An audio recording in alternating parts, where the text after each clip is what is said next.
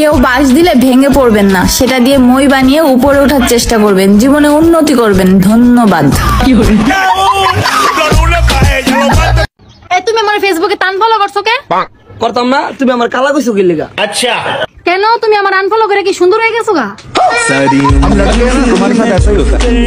আমি আগে আওয়ামী লীগ আসলাম, বর্তমানে আওয়ামী লীগ নাই, আমি বেমানি করতাম না, এখন আমি জমাত। ঠিক আছে।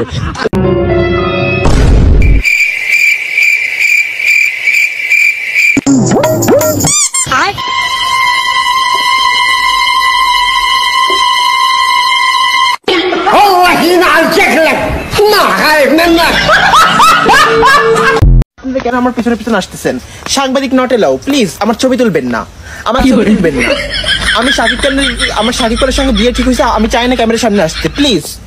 তো হ্যালো গাইজ, আগামীকালকে আমার বিয়ে। আগামীকাল থেকে আমি আমার জীবনের নতুন অধ্যায় শুরু করতে যাচ্ছি। আপনারা সবাই আমার জন্য বেশি বেশি দোয়া করবেন, যাতে আমি খুব শীঘ্রই এরকম একটা পোস্ট আপনাদের মাঝখানে করতে পারি। তাহলে ভাই তুমি আমার এতদিন মিথ্যা কথা বল। কাফন একটা আজব জিনিস, যে বানাইছে সে বিক্রি করে দিছে, আর যে কিনছে সে ব্যবহার করেনি, আর যে ব্যবহার করছে অথচ সে জানিনি। ও শাপলা শাপলা, ও শাপলা ঘুমাইছাস? আমি রোজা রাখছি বুঝছাস, আমি একটা নাচতে মন চাইতাছে, টিকটকের মধ্যে নাচ মুরে পাপ হইব, তুই তো হাদিস জানোস। আম্মু 1 ঘন্টা বকার পর বলে, আমি তোরে কিছু বলবো না, তোর যা খুশি তুই তাই কর।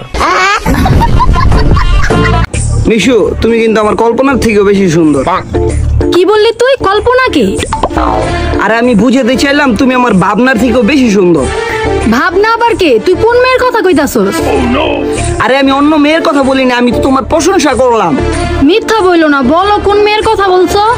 হ্যাঁ যাও, তুমি সুন্দর না। ও এখন আমি সুন্দর না, আমার তো ভাল লাগবো না, ভাল লাগবো ভাবনা কল্পনা এদেরকে।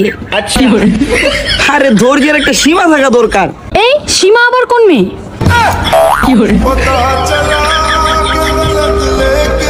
ভাই নিউ মার্কেট যাবেন? না যাবো না। 200 টাকা দিব। আরে না। 300 টাকা দিব। আরে বলছি তো না। 500 টাকা দিব। আপু ওঠেন ওঠেন ওঠেন। কিন্তু এখন আমি যাব না। কিরে আজকে একটা হাতা কথা কইবে?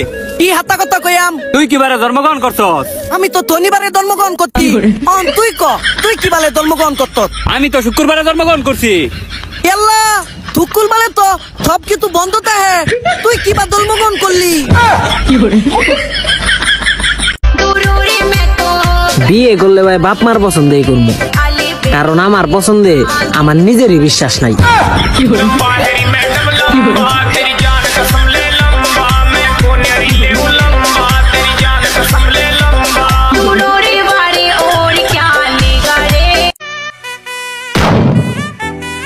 এক্সকিউজ মি আপু,